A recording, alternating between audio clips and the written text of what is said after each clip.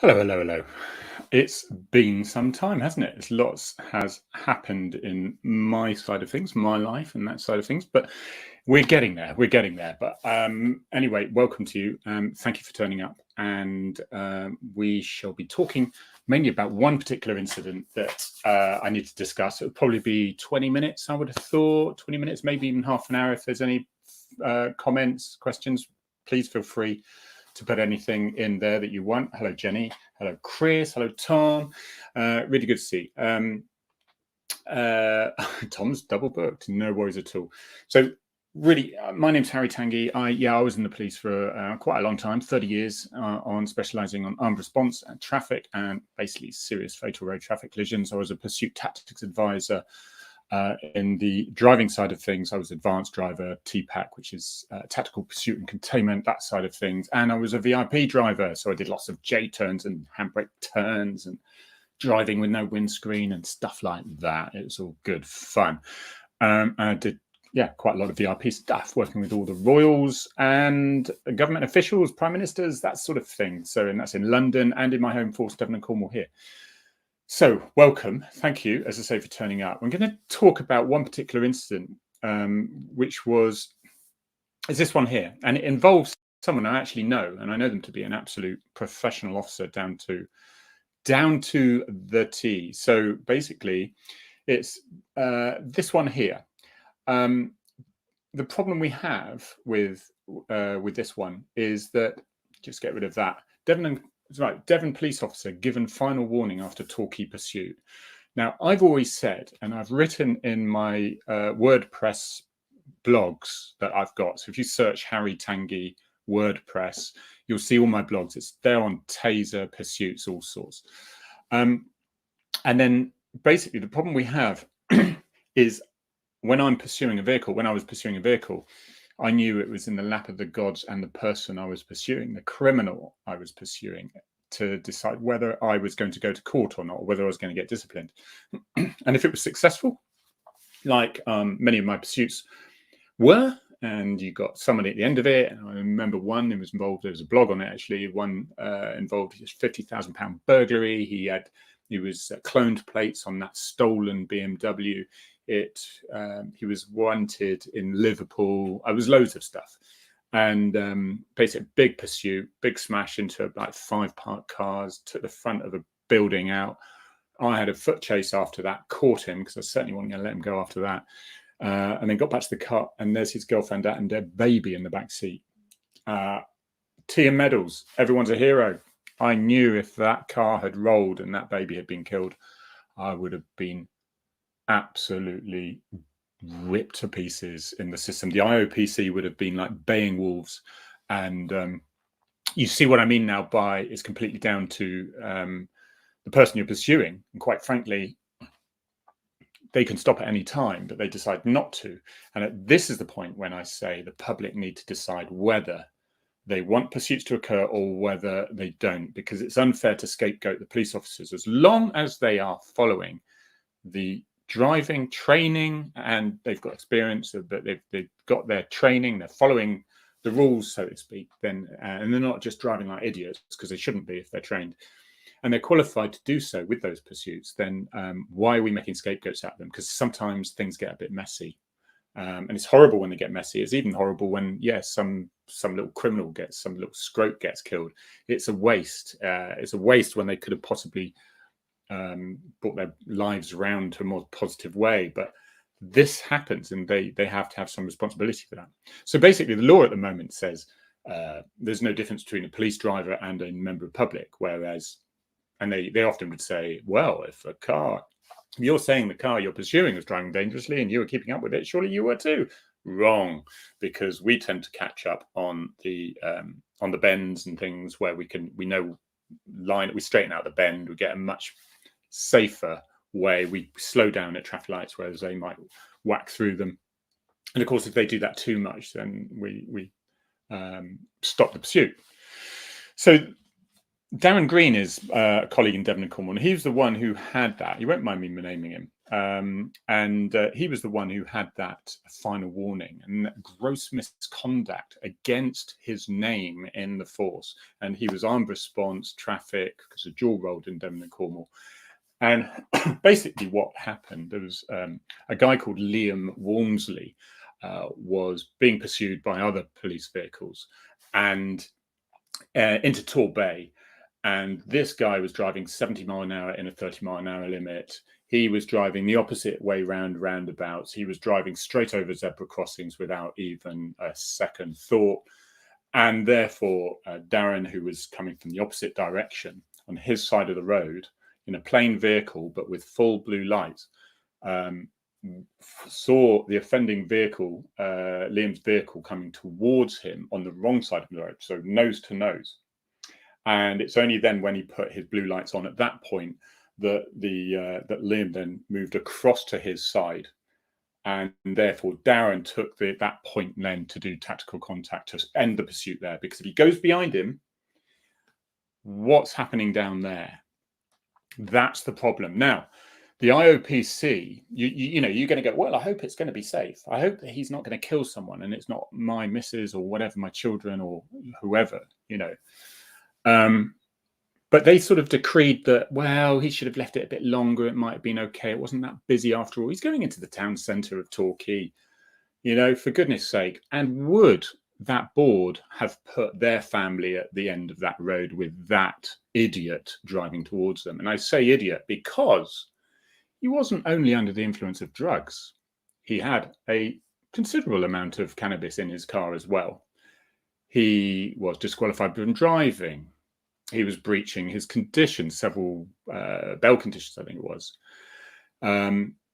He couldn't have done much more wrong, basically, and he was driving dangerously, which he pleaded guilty for. And when the cars crashed, his passenger was quite badly injured at the time. And of course, Liam then just climbs over the injured body of his colleague to make good his escape. But he was caught. He went to hospital and he discharged himself from hospital later on. It was a 4-minute pursuit. That's all it was. Now, that officer had to make a decision in a second. He was going to miss his opportunity. And this isn't just a unique situation. This is a really common situation around the country. Because there was an injury. I think if there hadn't been an injury, it would have been tea and medals. Well done. You've got some very dangerous person off the street. Brilliant. The IOPC, the Independent Office of Police Conduct, who is not independent in the slightest, quite frankly, it seems like they want to sculpt because they tried twice to get CPS to prosecute the driver for on that side of things, dangerous driving and things. They quite rightly said there wasn't enough evidence for that. And you remember when in London with the moped robbers, and because they were finding that the police officers were getting stuck on, and they are changing the law. It is changing, but it's taking an awful long time because of Brexit and then COVID and that side of things. It needs to change very quickly. And CPS were actually advised by Priti Patel, you really should consider very carefully before you start prosecuting these things, because we are changing the law on it. But that doesn't mean the disciplines won't start.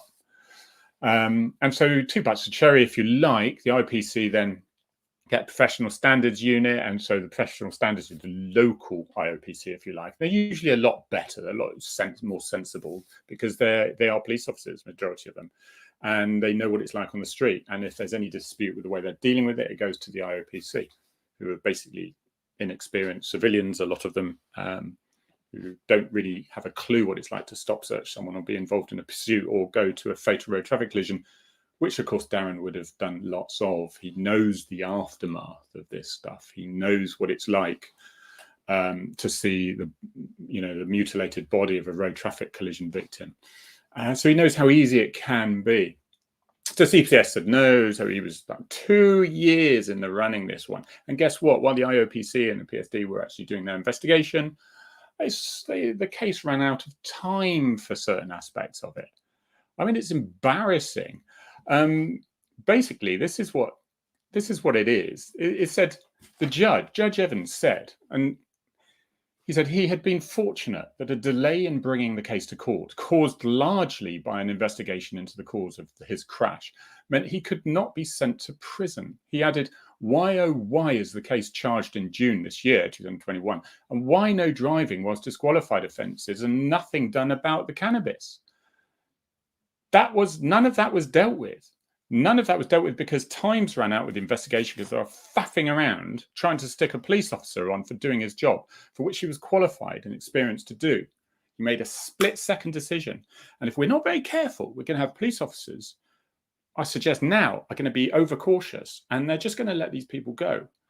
And you think, well, that's fine, no one gets killed. No, but may anarchy reign on our streets if they know all they have to do is put their foot down and the police won't be able to stop them. So smash and grabs, jewelers, robbers, banks, old people, street robberies, whatever. Get away with it every time. Fantastic. Easy life. You don't want the police to police. If you do want them to police, then don't persecute them afterwards. Don't use them as scapegoats. So a panel is brought in. Now, I don't blame the panel because they're completely inexperienced with the actual involvement of these pursuits, again, with witnessing what happens with the aftermath. There was a chief superintendent there. I don't know their background, but I don't recognize them from any traffic role, ARV role. So many bosses and a lot of forces now are going up through the ranks so quickly, they hardly get a look at what it's actually like, certainly in the Met, I would suggest in particular. But yeah, I don't really criticize any of the board. The other one was a lawyer who chaired it. And then I think it was a layperson, normal person, I think is how it is. But then they're making a decision on a professional doing a professional job, and they haven't attended any of their training. They haven't attended any of the live jobs, never been in a pursuit, perhaps, most likely, never been in a collision, never had to deal with the scum at the end that actually will end up killing your member of your family and then walking out of court saying he was suffering from some sort of mental health or something. And this is the problem that we have. So it's nice to nip it in the bud and stop it happening in the first place. Unfortunately, it seems like the police are an easy target because there's very little defending of the police still. Chief police officers, very little defending of the police, very little actually challenging with facts some really horrendous accusations about the police that is used in the main media so often. It's ridiculous. There was some chap a couple of days ago, and you look, and where's the evidence? None. It's just his word for it that he had to hide in the bush from the scary old police officers who were after him.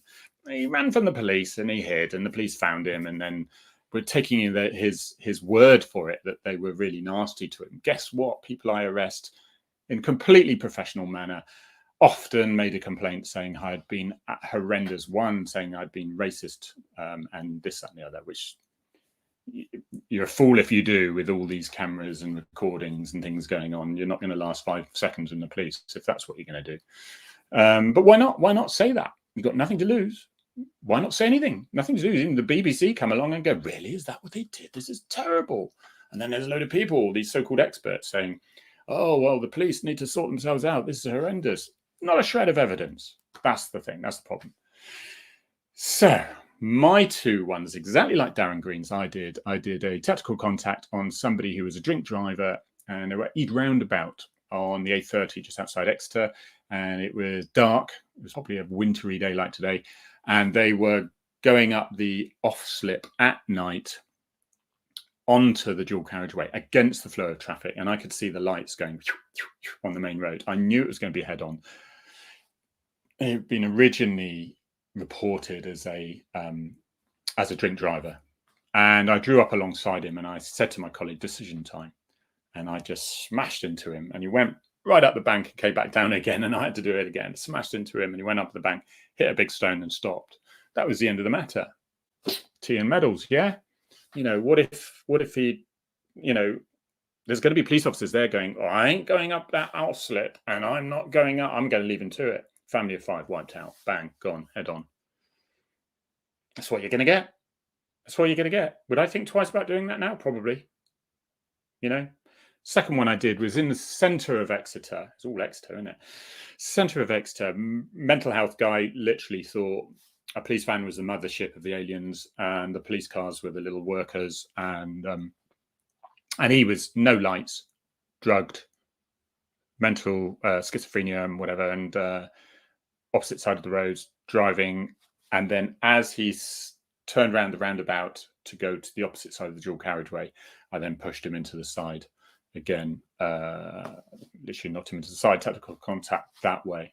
What I'm saying is, if you've got to, I was lucky, and there was so many times, especially that BMW one incident I told you earlier when there was a baby in there.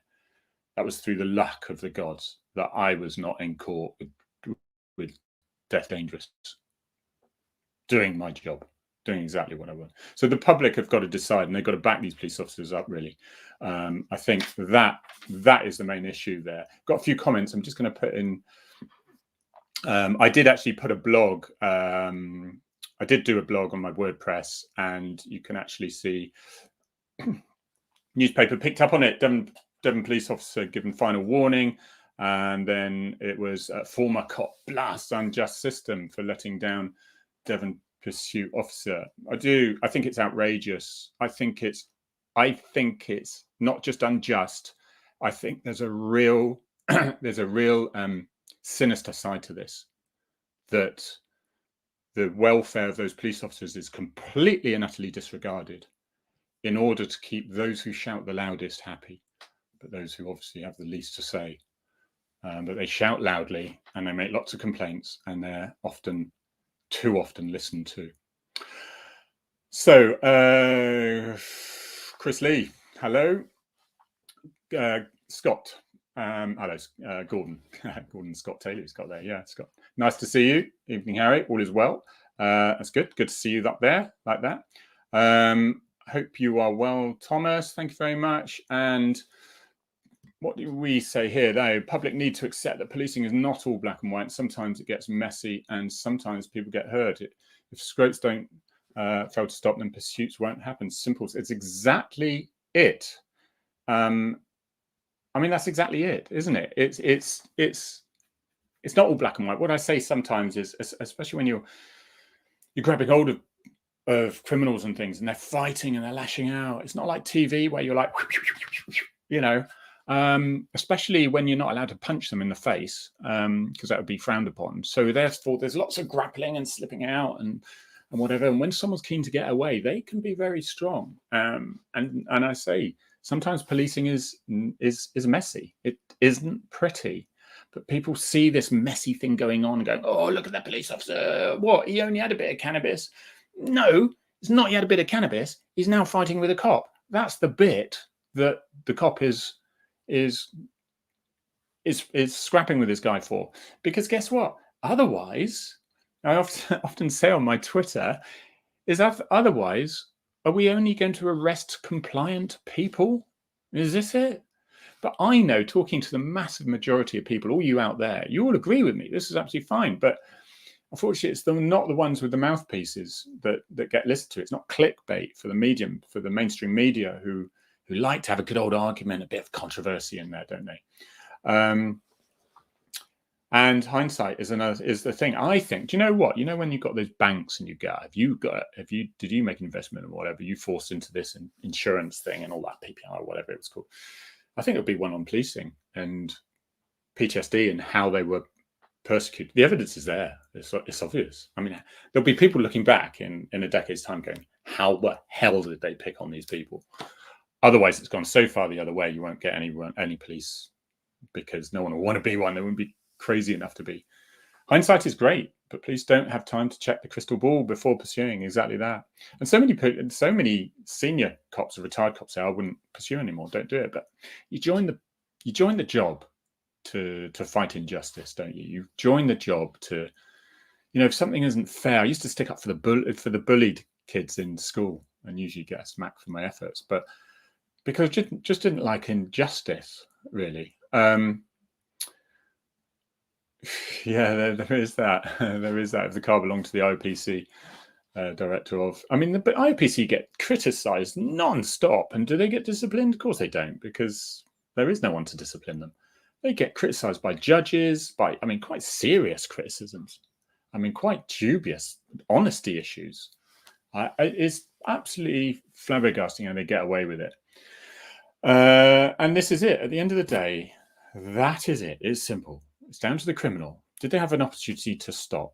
Yes. Why didn't they? End of argument. End of argument. And I think what you say there, Ashley, is absolutely right. Is when police are allowed to, when they're allowed to police, when they're allowed to take the fight to the criminals, crime will reduce dramatically. If you look at the Met with the moped thieves, as soon as they started running, they stopped. Exactly that. You know, if you're going to get away with it, I mean, you can have life sentences for dropping litter, but if no one actually stops you dropping litter, then it doesn't matter. People will do it, won't they? It's the seriousness of the offence.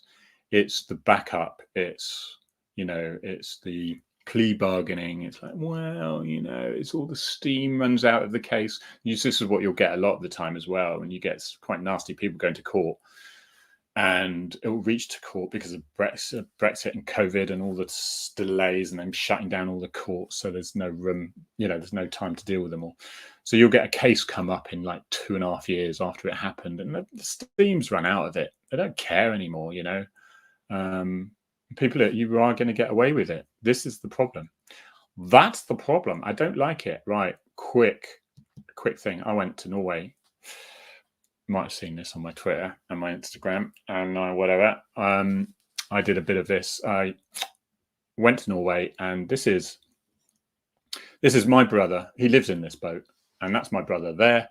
And that is Norway, and that is a mill pond of around the fields. And we actually did swimming. It's actually on the video on my Instagram and on my Facebook and Twitter. But it is there when we actually went swimming. He does cold water swimming. Nutter. But forced me into it. Controlling and coercive brother who forced me into that one.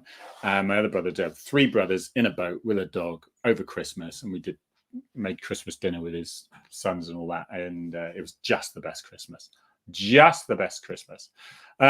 Very quickly before we go, 23 minutes, that's perfect. I'm just going to go very quickly.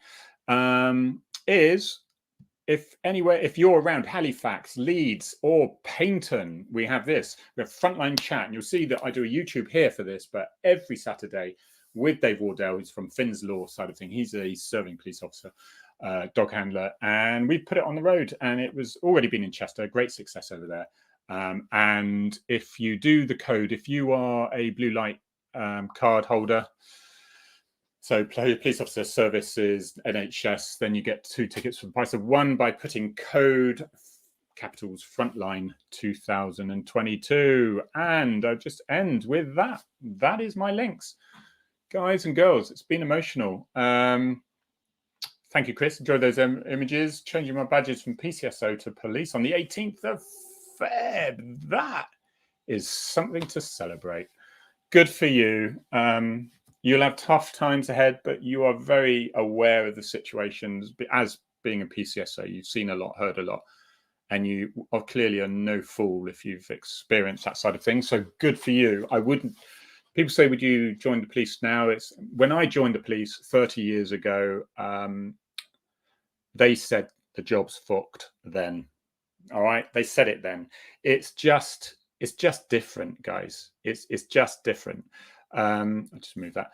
It's just different sort of policing, different one that I did. I preferred the one I did, but that was probably because I was used to it. It's going to be a different system. You get in it, involve yourselves with it, enjoy it, just stay safe. And I hope